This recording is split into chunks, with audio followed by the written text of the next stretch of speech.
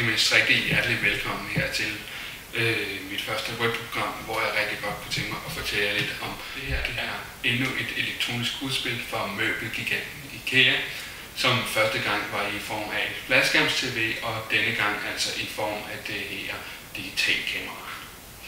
Det er IKEAs Knap-Pap, som er et digitalkamera i pap, og siges at være verdens billigste digitalkamera. Kameraet her bruger AAA batterier.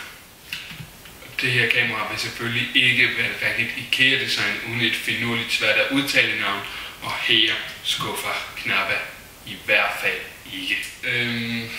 Jeg vil nu åbne kameraet og få sat nogle batterier i det.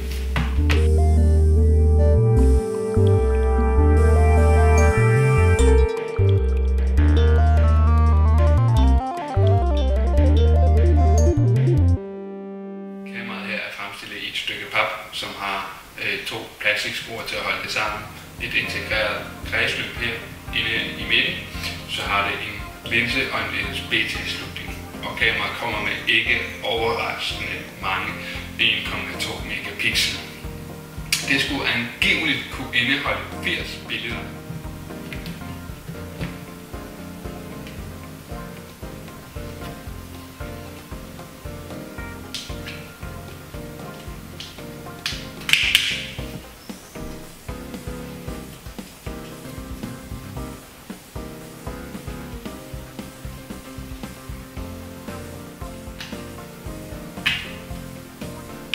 Og med vanlig sans for at samle ting i form af IKEAs møbler, ja, så kommer man da heller ikke udenom at skulle skille kameraet herad, når de to AAA-batterier skal skiftes. Knappen her foran skal holdes inde i 2 sekunder.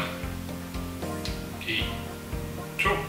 Indtil at der er sådan en lille diodepære her, som lyser grønt. Man kan så sigte kameraet og skyde. Og her plukkes kameraet simpelthen bare i.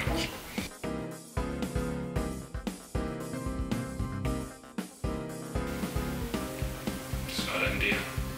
IKEA selv lægger op til, at kameraet skal bruges på møbelgigantens hjemmeside, hvor man angiveligt skulle tage nogle billeder af sit hjem, sin møbel, sin indretning, og så dele det med resten af verdens befolkning, at man kan være inspiration til andre, altså en slags shoot and share. Kameraet her kommer med en manual på ikke færre end 29 sprog, fra dansk til italiensk, til fransk, til spansk, til tysk, til hollandsk, til spansk, til norsk, og ja, selv kinesisk er der en manual med. Kameraet her har ikke været udgivet særligt længe, og er rigtig svært at få fat i. Det var i starten en pressegave under modeugen i Milano i april måned. Det var ikke noget, der var ment til salg på nogen måde. Det var i virkeligheden en gave til pressen. IKEA besluttede sig for, at dem de havde til overs, ville de sælge, men de er altså som sagt ikke nemme at få fat i. Det siges fra kædens kilder, at kameraet vil komme til salg på nettet. Der er dog bare ikke nævnt nogen pris.